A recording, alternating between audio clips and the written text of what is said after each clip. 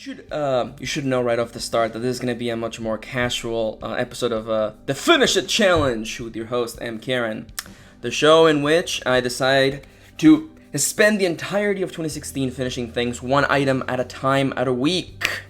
Books, anime, games, and such. Generally, I come to these episodes with a very kind of like, okay, here's the story, let's take it seriously, this is a formal review. Not this week. Probably not next week either, because I'm going to be reviewing something that is interesting. But before I go anywhere, this is gonna be a really funny episode. I'm gonna take it extra casual, mostly because I am super ready. My body is ready for the flack I'm gonna get. But hey, that's life. I have a different opinion than you, and that's fine. We're all different human beings, but you came to this channel and you clicked on this video to hear what I had to say. So deal with it.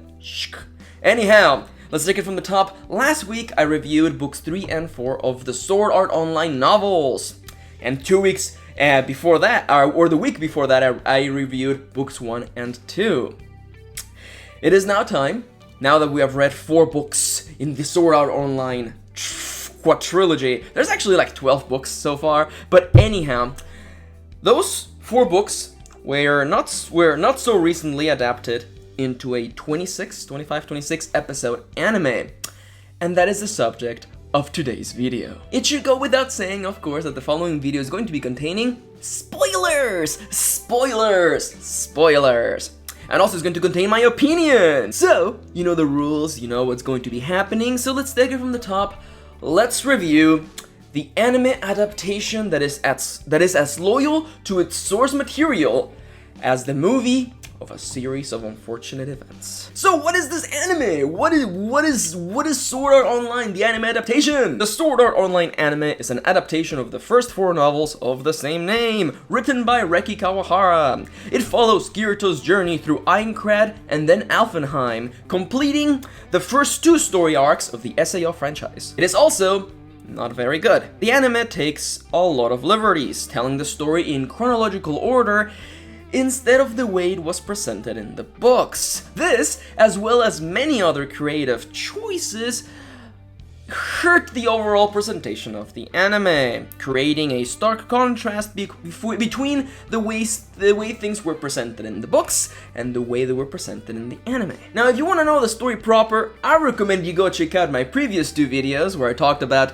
the actual books. I recommend you go do that, because that's gonna make this video hurt a lot more, and trust me, the pain is coming. Alright, let's take it from the top. What were the good things, the stuff that I enjoyed about the SAO anime adaptation? Okay, real talk. There are positives in this anime, one of which is actually the animation. The animation manages to be really flashy and interesting and really quick as well, especially during the fight scenes. Those are actually some of the coolest moments, and I can totally imagine a myriad of awesome AMVs that you could make from them. Additionally, one of the other things that I like is that the anime manages to present the interface for the game, the virtual reality MMO that the players are stuck in. It creates a pretty cool, interesting interface.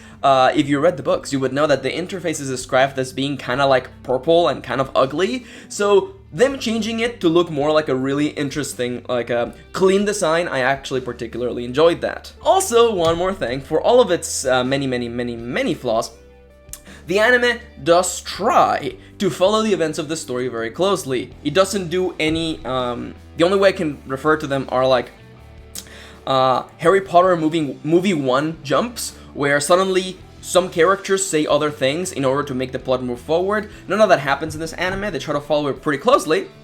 They don't succeed, but they try. That's commendable, which reminds me, the bad things! What were the things I didn't enjoy about the SAO adaptation? Alright, deep breath, focus, Max, because I can rant about this forever. The first thing that is a problem, filler. If you had read the books, and I hope that by this point, if I have urged some of you to like read the books, go watch the anime and watch and count the number of moments and scenes and entire episodes that are just filler. That are just there and were added, and it's weird because if a story didn't need extra scenes to set up Kirito and the things that happened between, you know, the start of the story and 2 years in, why would you add them? And listen, I understand why they added all of this filler. one, to make like the first half of the season 12 episodes, and second, because they wanted to tell the story chronologically. And I think that is the source of most of the problems in this story come from this. Because the books are told in chronological order, except that there's an enormous time skip at the beginning of the story. For those of you who have read the novels, you will know that the story, the formal story for Sword Art Online starts 2 years in. 2 years after Kirito has, after the terrible moment in which all the players realized they couldn't log out of the world. That's where the story begins. The story begins with that really cute scene where Kirito catches a rare rabbit. That's where the story actually begins. The prologue of the story is the first day, then it jumps 2 years into the future. Now, I'm gonna go into greater detail as to why this is a problem, as to why telling everything in precise chronological order by filling in all of the blanks of the things that happened between like those first 2 years, partially in the end slate and partially during the award. But before that, we have to talk about the big bad elephant in the room, the big problem, the biggest issue. Because here's the dealio. Like, the filler is a problem. The telling you everything that happens and not even being effective at it, like, all of that weakens the plot. The thing that weakens things the most is that the books are told first-person narration. And even when it's told third person, such as Asuna's and Lifa's point of view, or Suguha, you still know what they're thinking. You understand what is going through their heads. So you know, hey, this is why you are doing this. And that doesn't happen in the anime. The anime might as well be third-person omniscient, because you never see into anyone's head, you never know what they're thinking, you don't understand why they're making their choices. Now, it is completely understandable, and you could see this happening. When you remove the ability to see what's going on inside Kirito's head, you know what he becomes? A cool guy who makes no mistakes and is so awesome and is so cool and he's so dreamy and everyone loves him and all the girls wants to bone him. In the book, Kirito is portrayed as a young man who is afraid. He's afraid to die, he's afraid of dying in this terrible game, and he uses the knowledge that he built over being a beta tester for his advantage. He is also very bitter and super guilty, to the extent that there are several scenes in the book in which Kirito, from his point of view, talks about how terrible he feels that he, with all of his knowledge, with how awesome he is, with how great he is at everything, he failed where Klein, who is kind of seen as kind of like the counterbalance, because Klein is kind of useless and not very good at the game, but he, being as useless as he was, managed to keep all of his friends alive. He never put them at risk, he never put them at danger. Yeah, sure, they leveled up slowly, but they leveled up. They showed up at the front lines. Meanwhile, Kirito pushed everyone he knew and loved, or anyone who cared about him, away. And you see that from Kirito's point of view. He talks about that. He talks about how he feels that Klein may not be a better player, but he's certainly a better person than Kirito is. And there's just so much guilt. And the other really cool point is that in the books, during Kirito and Asuna's honeymoon, like, Kirito finally opens up about what happened with Sachi. And it's literally 1.5 pages. You know nothing about Sachi from that story. You just know that Kirito screwed up big time, and that single little fact has been haunting him forever. Now, what you need to understand is this. In that book, you get that after knowing Kirito for like 150 pages. Maybe more like 170, 200. You realize, oh, that's why you've been haunted so terribly. In the anime, that is one of the first episodes. You know that right off the start. And worst of all is that you know that, but Kirito's not gonna make the arc over changing and opening up to people for like 70% of the first arc. So he's literally remains the same person throughout. This, and countless other problems. Countless questions that the anime portrays or pushes forward, countless things about the world building, the way that the VR headsets actually work, the way the MMO actually works. Push forward, never answered, never fulfilled, because the anime never stops to actually answer any of these things. But it sure stops to have a murder mystery. It sure stops to introduce people without faces who are definitely gonna die there just for the sake of having characters die in every other episode, I guess. I'm getting salty. And I'm getting extra salty because when I first watched this anime, my recommendation, when I first watched the anime before reading the books, because I watched the anime and I thought, it seemed like he had promise, but man, it wasn't good at all. And my original recommendation was gonna be to grab a friend and laugh at how bad it is. That was my original recommendation. When I finished watching that anime, I thought that's gonna be my review. That's gonna be my ultimate point. That's gonna be the award.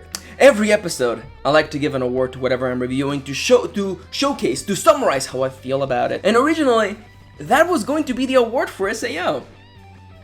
It was going to be grab a friend and watch and laugh at how terrible this anime is award. Because it's really inconsistent. The anime is super inconsistent. And the anime follows a story, but it doesn't explain anything. You never learn. You never know why Kirito managed to turn into a giant beast out of nowhere, why Kirito had a superpower when nobody else did. The anime is super inconsistent, and I don't think it's a problem of like the source material is too big, because they went out of their way to add filler episodes and actually work side stories into the main plot, where honestly, you didn't need to do that. I don't think you needed to have Lisbeth's or Silica's stories. I understand that people wanted that for the waifu material, but honestly, Yui was the most meaningful character out of all the side stories.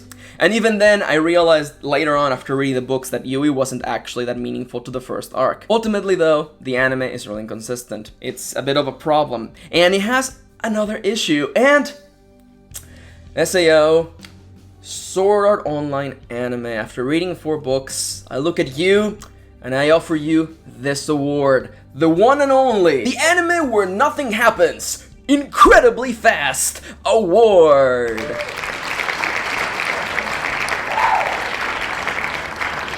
So, real talk. There's an issue with this anime. There's an issue with this adaptation, and it's actually something super simple once you look at the series of episodes, the way they adapted the source material and the way they moved forward. The issue is this. Nothing happens in this anime. Super fast. People fight, people die, they go on quests to find rare materials, but none of this matters. You know why?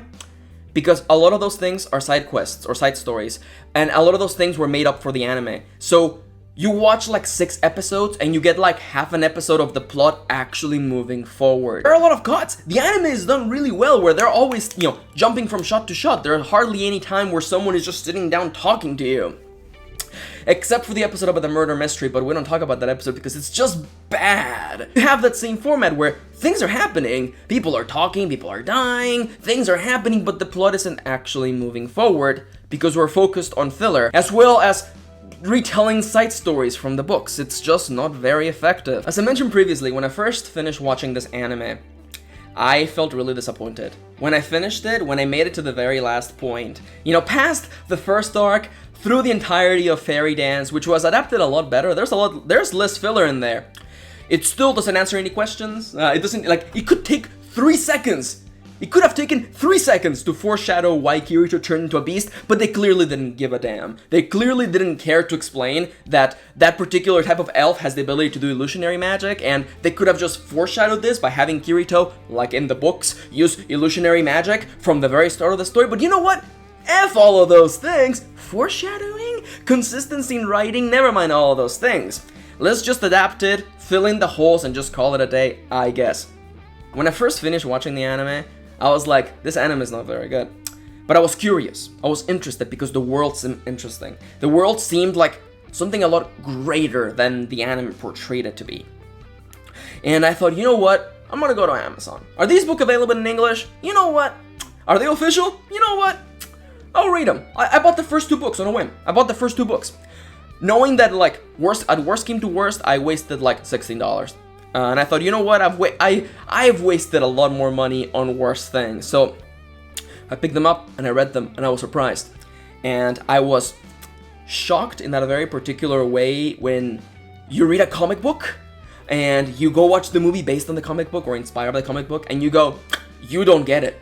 You don't get it. You don't understand how you tell a story. It's not just looking at the events, looking at the timeline and just stamping them out one by one, filling in the holes, smudging it a little bit to make sure that it transitions from one scene to the next and just calling it a day. I hope that if you followed me along through this 3-week journey and you actually maybe picked up the books and read them, I hope that you go into the anime and realize how not good it is. There are interesting moments, there are funny moments in there, but overall, it's just such a weaker experience.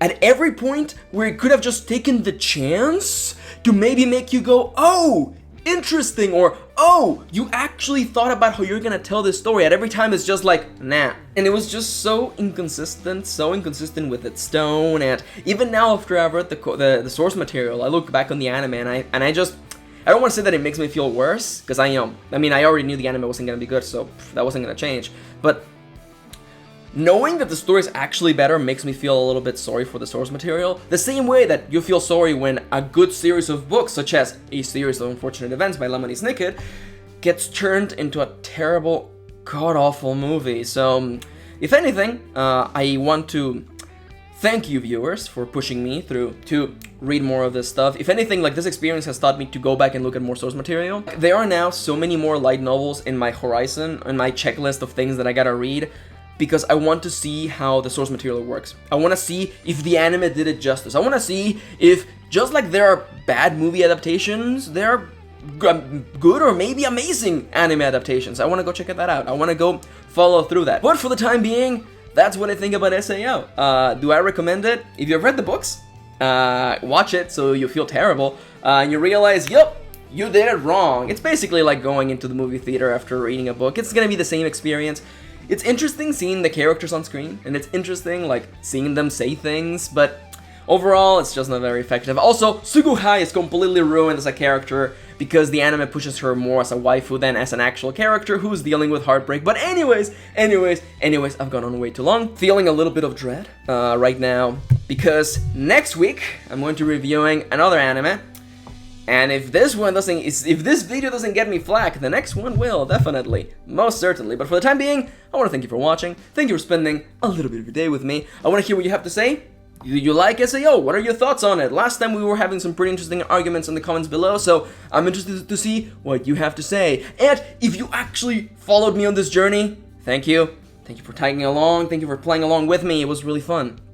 And I'm looking forward to doing more like this in the future to come. But for the time being, thank you for watching, thank you for spending a little bit of your day with me, and let's make 2016 the year about finishing things, alright? Alright.